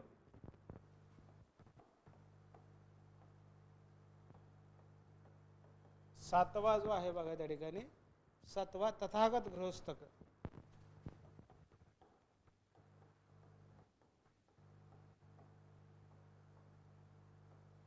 आठवा जो आहे बघा त्या ठिकाणी, आठवा जो आहे तो तथागत गृहस्थक झालं. आठवा तो आहे बघा समाधी राजसूत्र. समाधी राजसूत्र. समाधी राजसूत्र. नववा त्यामध्ये दिलेला आहे बघा, नववा काय दिलेला आहे, योगचाराच्या अनेक समाधीचे वर्णन आपल्या समाधी राजसूत्रामध्ये दिसतं. दशभूमीश्वर. नववा जे बघा दशभूमीश्वर. दशभूमीश्वर या ग्रंथात बुद्धाच्या धर्मकार्याची प्रतिष्ठा वर्णिली आहे. महायान पंथात पारमिताच्या पूर्णत्व प्राप्त झालेल्यांना साधनेला अग्रस्थान आहे. परमित पूर्णत्व, दान, शील, नैव कर्म्य, प्रज्ञा, वीर्य, शांती, सत्य, अधिष्ठान, मैत्री व उपेक्षा या 10 पारमिता आहेत. त्यांच्या अभ्यासाशिवाय कोणालाही बोधिसत्व किंवा बुद्धत्व ही पदवी प्राप्त होत नाही, असे महायान पंथीचे ठाम मत आहे. मूळ बौद्ध धर्मातील अष्टांग मार्गाच्या आचरणाऐवजी बुद्धावरील श्रद्धा, भक्ती यास या पंथामध्ये विशेष स्थान आहे. यातूनच बुद्ध बोधिसत्व, विविध बौद्ध देवता यांची भक्ती व पूजा अर्चा झाली. पद्मपाणी, अवलोकितेश्वर आणि आकार गर्भ, वज्रपाणी, मंजुश्री इत्यादी बोधिसत्व इतके थोर होते की त्याने बुद्ध पद सहज प्राप्त करून घेतले असते. याच बोधिसत्वाने बौद्ध धर्माचा देशभर प्रचार केला. इतिहासकार राधाकमल मुखर्जी यांच्या मतानुसार महायान पंथ म्हणजे हिंदू धर्माने अनेक शतकाच्या संघर्षानंतर बुद्धाच्या प्राचीन विशुद्ध तत्वावर मिळवलेला विजय आहे का. विजय असं म्हणलेलं आहे की बुद्धानं आतापर्यंत जे काही बुद्धिझम काय म्हणतात की हिंदुत्वातनं आलेलं किंवा हिंदूतनं आलेल्या घटकांना जे विरोध करून आपलं अस्तित्व बनवलं होतं त्याला दिली गेलेली ही प्रतिक्रिया आहे का, त्याच्यातनं त्याच्यावरती मिळवलेला विजय म्हणजे हा आहे का, हे आपल्याला यामध्ये बघणं गरजेचं होतं. आता बघूया बघा सिलेबसमध्ये काय राहिलेलं आहे का बघा. नंतर आपला अशा पद्धतीनं आजचा पोस्ट मॉडर्न काळ संपेल.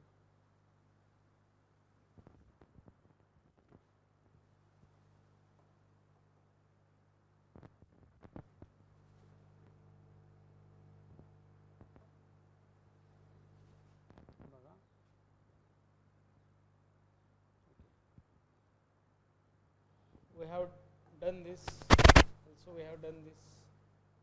पोस्ट मोरे नारायण तर हे पद आता खारवेलान जैनिझम थोडक्यात बघू आणि आपण थांबूया. खारवेलान जैनिझम काय आहे बघू आणि आजचं लेक्चर आपल्या ह्याच्यात संपेल. मग उद्या आपण गुप्त वाकाटकाला जाऊया. खारवेलान जैनिझम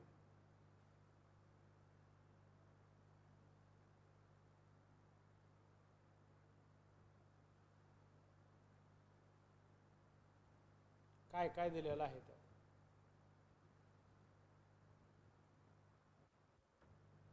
कोणत्या कोणत्या गोष्टी त्यात दिलेल्या आहेत खारवेलान जैनिझम मध्ये.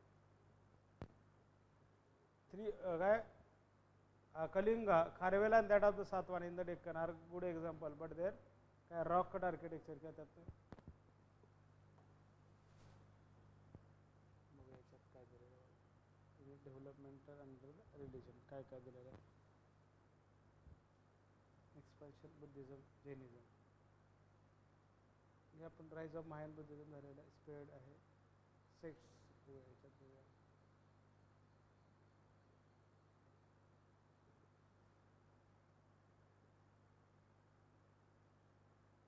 महायान पाहिलेलं आहे आपण. सर्वस्तीवादीन भद्रभाव भद्रयानिका नाशिकला आहे. थेरवादीन पण आहे बघा. सेंटर्स कुठले कुठले दिलेले आहे. जैनिझम मध्ये काय Jainism did not spread as fast as Buddhism. For the royal patronage to Jainism was not as extensive as it was the case of Buddhism. बुद्धिझमला जेवढा काय म्हणलं जातं की जेवढा राजश्रय मिळाला होता तेवढा जैनिझमला मिळालेला नव्हता. बुद्धिझमला जेवढा राजश्रय मिळाला होता तेवढा जैनिझमला मिळालेला नव्हता. Okay. In spite of this difficulty, the monks were active and organized missions to spread Jainism. Christian era it had consolidated its position, but Jainism, unlike Buddhism, did not attempt to spread its outside doctrine outside India. तीर्थंकर आपल्याला माहिती आहेत. Mathura school of art produce many images of तीर्थंकर. हा प्रश्न आहे बघा. मथुरा स्कूलमध्ये आपल्याला जैनिझमच्या तीर्थंकरांचे पुतळे किंवा इमेजेस दिसतात. किंग चंद्रगुप्त तरी आपला जैनिझम असलेला दिसतो. श्वेतांबर आहे. सेक्स श्वेतांबर दिगंबर आहे. यापनीय हा ह्याच्यावर प्रश्न आहे. यापनीय डेव्हलप अनदर सेक्ट. यापनी आता सेटमध्ये हा प्रश्न. यापनीय सेक्ट खाली बी कशाचे जैनिझम आहे बुद्धिझम आहे शैव आहे वैष्णव आहे. म्हणजे याच्यात आहे नाही असतं आपल्याला लागणार काही नाही. बघू आपण काय आपल्याला सापडत येते.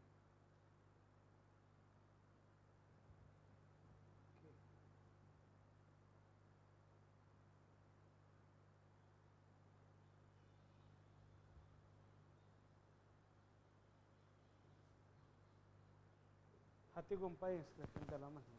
तर बघूया आपण काय झालं. Hathigumpha inscription this is the primary source for information on the काय हिस्ट्री रायटिंग. याच्यामध्ये बघूया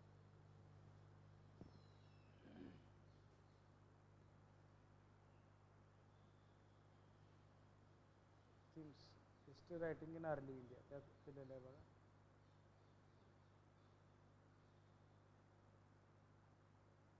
काय मिथ दान स्तुती गाथा तया आणि एपिकॅल इतिहास पुराण ट्रॅडिशन गाथा नरसंवासी आख्यान एपिक्स आहेत. महाभारत रामायण पुराण दान स्तुती हायमन्स इतिहास पुराण. ओके.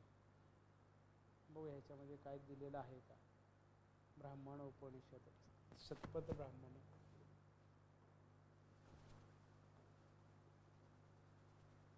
हे आपलं सगळं झालेलं आहे डिस्कशनमध्ये. गाथा आणि गाथा सप्तशती आपण घेतलेलं आहे बघा. रायभीज आणि काय म्हणलेलं ते आख्यान म्हणजे आख्यान एक का लेखनाचा प्रकार आहे बघा. एपिक्स म्हणजे महाकाव्य रघु आहे होतं ना. महाभारत रामायण हे आपल्याला बघायचं आहे बघा. खारवेल इन्स्क्रिप्शन दशरथ जातक हे आपल्यासाठी एक बघतोय आपण. इग्नूचा आणखी एक आपल्याला रेफरन्स सापडलेला आहे तो बघूया आपण त्याच्यात काय काय सांगितलेलं आहे ते. इलॉजी काय इलॉजी म्हणजे काय स्तुतीपर असणार रायटिंग म्हणजे तुम्ही स्तुती करून एखाद्या राजाबद्दलची माहिती देत असते. हे आपल्याला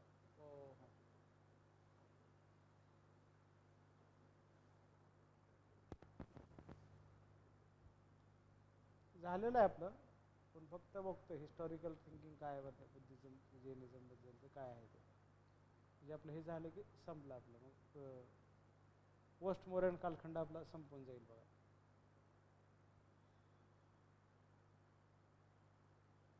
श्रमण काय, उपनिषद काय, हेट्रोडॉक्स म्हणजे काय ते आपल्याला दिलेलं आहे बघा. कथा आणि चरिता हे आपल्याला लिटरेचरचा भाग आहे बघा, म्हणजे सोर्सेसमध्ये आपण गेलो तर.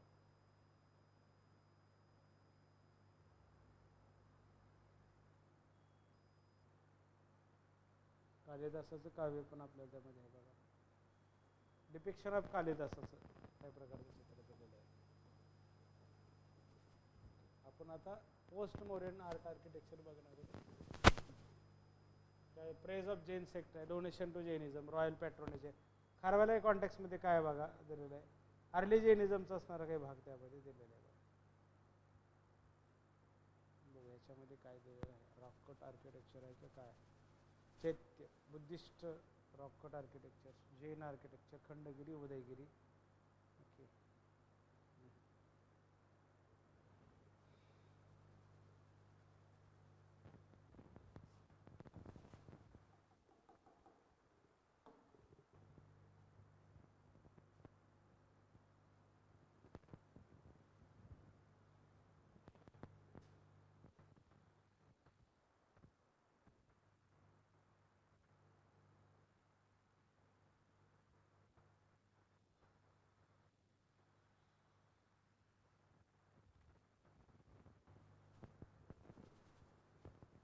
First inscription to begin with praise of the Jain sects.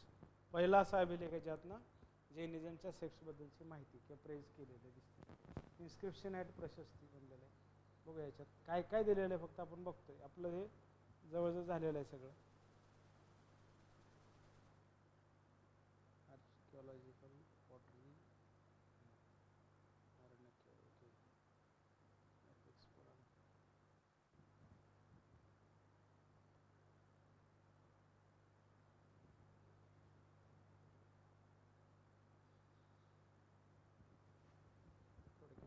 बघूया बघा.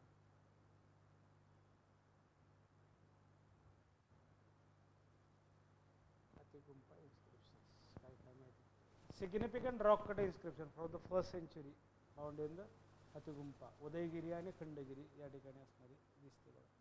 त्यामध्ये काय काय माहिती आहे बघा, बघूयात बघा.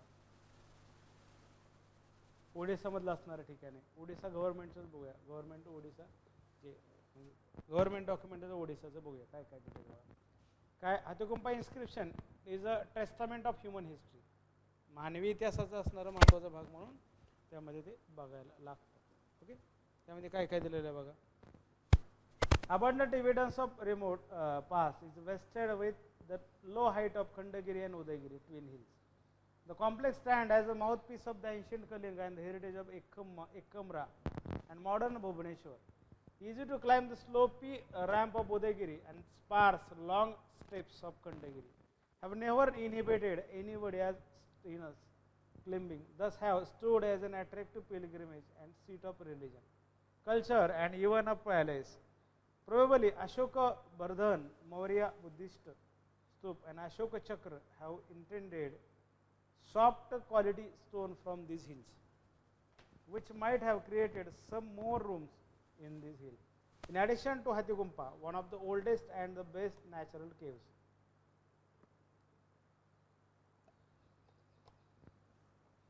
Soft quality stone of hill and surrounding mines is no doubt the core of the temple of Bhubaneswar, the backbone of the cathedral of the India. History says a twin hill, त्यामध्ये जैन तीर्थंकर आहेत, पार्श्वनाथ आणि महावीर आहेत. Were attracted by the Jain prominence. Mahavira introduced his Dharmachakra from the top of Udaygiri. उदयगिरीच्या टेकड्यावरनच महावीरांनी सुरू केलेलं काय धम्मचक्र. Even 2000 years later, Mahima Gosen also meditated in Khandagiri and making way to Mahima Dharma. It is attracted in course of time. त्यातनं काय religious luminaries like Karakanda, Kharvela, Bhauma King, Shantikar, first Lalatendu, Keshari of Somavanshi घराणे त्यातला आलेला. The caves of hill impress each spectator as Kalinga King Kharvela live there and glorify with all arts and crafts of Kalingan hegemony. The hills have been, this hill had been enriched with excellence of contemporary cave cut art and all possible community cave arts, technologies to exhibit the society, culture and pattern of life. Hathigumpha inscription is a valuable epigraphic evidence to illuminate Nanda, Maurya and Mahamegvahan dynasty. Hathigumpha inscription मधनं आपल्याला ह्या वेगवेगळ्या राजाची माहिती मिळते. ज्याच्यामध्ये नंद आहे, मौर्य आणि महामेघवन. काय नंद, मौर्य आणि महामेघवाहन. Image of contemporary north and south India, even the story of foreign invaders. जसं इवन ग्रीकांचं आक्रमण कसं झालं, काय झालं त्याच्यामध्ये माहिती मिळते. In one way the cave cut art has some bright rays to illuminate dark period of history around 1st century BC, past 5 centuries. And our tourist feels as if he has descended down to stand at 4th century BC. Jane काय बघा, twin hill at contribution to historical authenticity. काय प्रकार आहे मला वाटतं आपण हे उद्याच्या लेक्चरमध्ये डिटेलमध्ये बघूया. हे 20ला गव्हर्नमेंटनं ह्याच्यावरचे डॉक्युमेंट्स आणलेले आहेत. काय म्हणतात की गव्हर्नमेंटच त्याच्याबद्दलची माहिती दिली आहे. Hathigumpha inscription its interpretation as a temporal, geographical, religious, socio cultural and linguistic locality. आणि त्यामध्ये टेम्पोरल कॉनोटेशन काय, दिस लाईन ऑफ टेम्पल काय काय दिलेलं त्यामध्ये. ओडिसा गव्हर्नमेंटने हे डॉक्युमेंट्स काढलेलं आहे बघा. ओडिसा गव्हर्नमेंटने हे डॉक्युमेंट आणलेलं आहे बघा. काय काय दिलेलं आहे. Hathigumpha inscription as testament of मानवी इतिहासाचा असणारा केंद्रबिंदू किंवा महत्त्वाचा भाग. हे अभ्यासक आहेत बघा, बिजोनी, मोहती आणि इंद्रामेनी जेना. हाथीगुंफा इज अ व्हॅल्युएबल. काय काय माहिती त्यातनं मिळते तर नंद, मौर्य आणि महामेघवहन याची माहिती मिळते. आणि काय बघा त्या ठिकाणी आपल्याला जैन स्कॉलर त्यापेक्षा आपण काय Hathigumpha inscriptions claim to be the first discovered by Stirling. एस्टर्लिंगनं पहिल्यांदा त्याचं काय म्हणतात शोध लावलेला आहे. असाही प्रश्न विचारला जाईल की हाथीगुंफा इन्स्क्रिप्शनचा जे काही शोध आहे तो कोणी लावलेला आहे, त्या प्रकारचा प्रश्न विचारला जाईल. But with the twin by the we are not abandon by the local. This had been source of attraction of many local visitors. Mandate religious saint sadhus. Instance of superimposition, duplication of or dubbing or repeating the letters and arts have been noted in Ganesh Gumpa of Udayagiri. Tatuwa Gumpa म्हणलं त्याला, आप Khandagiri, Udayagiri and Khandagiri. These inscription and cave arts do not belong to the single dynasty or single period of history. Mahamegvahan Kharvela, third Chedi ruler of Kalinga, याचा महत्त्वाचा builder आहे. म्हणजे बांधलेला जे आहे तो काय चेदी घराण्याचा असणारा राज्यकर्ता आहे. 117 केव्ज आहेत बघा. Art and architecture हाथीगुंफामध्ये. 2 टेकड्या आहेत, ट्विन टेकड्यामध्ये. Followed by his son Kudepasiri. Local people interpret and grandson Vaduka per repetition of some inscription in Ganesha Gumpha of Udayagiri. Stresses in vision. मला वाटतं आपण हे उद्याच्या लेक्चर्समध्ये सविस्तरपणे बघूयात बघा. हे डिटेल आपल्याला हे गव्हर्नमेंटचे ओडिसा गव्हर्नमेंटची जी PDF आहे यातनं हाथीगुंफा इन्स्क्रिप्शनची जी काही माहिती आहे ती आपण उद्याच्या लेक्चर्समध्ये डिटेलमध्ये समजून घेऊयात. ओके. कारण काय होतं आहे की थोडक्यात आपल्याला थांबायचं नाही तर उद्याच्या लेक्चरमध्ये हाथीगुंफा इन्स्क्रिप्शन संपूयात आणि मग त्याच्यानंतर आपण याच्याकडे लागूयात बघा. कशाच्या मागे लागू आपण, गुप्ता घराणं समजून घेऊयात बघा. गुप्ता घराण्याचा इतिहास आणि गुप्ता घराण्याचं काय काय आहेत, काय काय प्रश्न आलेले आहेत याचा पण अभ्यास उद्याच्या लेक्चर्समध्ये आपण करूयात बघा. गुप्ता घराणं काय काय म्हणतंय, आपल्याला काय काय पर्यंत आलेलं आहे, आपण कुठंपर्यंत आलेलो आहोत, ह्या गोष्टी आपण सगळ्या बघूयात बघा. काय गुप्ता घराण्याबद्दल आपण बघूयात बघा.